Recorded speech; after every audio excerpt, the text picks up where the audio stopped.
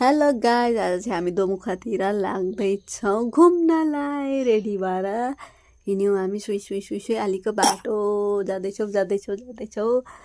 उहाँ पर पुगिसक्यो भाइ चाहिँ, हामी चाहिँ पछाडि अलि जाँदैछौँ। सालिमाहरू गइसक्नु बाइकमा र हामी फेरि जाँदैछौँ। सालिमाहरू पर गएर बसिराख्नु भएको छ, हामी चाहिँ भर्खर जाँदैछौँ।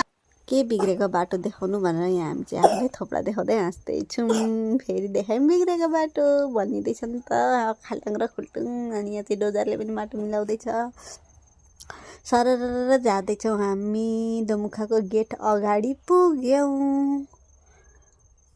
सानीमा चाहिँ पर बसिराख्नु भएको छ चौतारीमा। सानीमा भाइ हजुरआमा, भाइले अघि ल्याएर हामीलाई लिन गएको नि त। अनि यहाँनिर बहिनी गर्दै दाँत देखाउँदैछ मेरो छोरी। अनि म पनि यहाँ गर्दै पुरा राम्ररी पल्टिँदै अनुहार देखाउँदैछु। हामी सरर पुग्नु लाग्यौँ है गाइज। भन्दै पुग्यौँ पनि हामी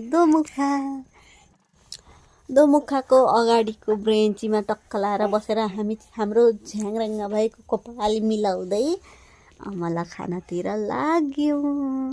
यो चाहिँ हो हाम्रो अर्ग्यानिक पानी अमला। मुख पटङ पड्काउँदै देखाउँदै यहाँ मेरो छोरीले पनि जिब्रो पड्काउँदै मिठो छ भन्दै मस्किँदै पानी अमला खाँदैछ। मिठो छ अरे क्या मेरो छोरीले पनि। अनि हामी पश्चिम दोमुखाभित्र, सानीमाहरू पनि आइपुग्नु भयो र अनि हेलो गाइज हामी दोमुखातिर भन्दै सानीमा जिस्काउँदै हुनुहुन्छ। अनि सरर हेर्नुहोस् गाइज यहाँको नजारा।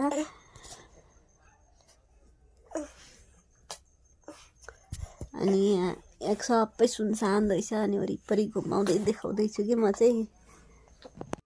अनि म टक्क लाएर यहाँ बस्छु, लु मेरो फोटो खिचिदिऊ है भनेर सानीमा डोगन पल्टेर जानुभयो। बहिनी चाहिँ म जान्दिनँ है फोटो खिच्न भन्दै भाइलाई फोटो खिच्न लाउँदैछ र फेरि हामी यहाँनिर पिङ खेल्न भनेर गयौँ। सरर पिङ खेल्दै थियौँ। भाइलाई पर क्यामेरा समाउन बोलाएँ डान्स गर्दै। अनि हामी चाहिँ यहाँबाट जिस्काउँदै थियौँ गर्दै। अनि हामी यहाँबाट हेर्दैछौँ पिङ खेल्दै यहाँको भ्यू।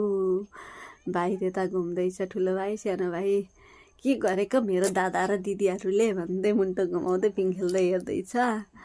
मेरो छोरी पनि आइपुगेर मेरो काखमा बसी। अनि मैले आयो छोरी गर भन्दै जिस्काउँदैछु। अनि उसले गर्दै फ्ल्याङ्किस गरिदियो कि सानीमा चाहिँ पिङ हल्लाउँदै हुनुहुन्छ। अझै डर लाग्यो भन्दै हल्लाउँदै हुन्थ्यो। अनि फेरि यहाँ भाइ म सिलिपितिली खेल्छु भनेर कुदेर गएर सानीमा पनि कुदेर जानुभयो फोटो खिच्नको लागि।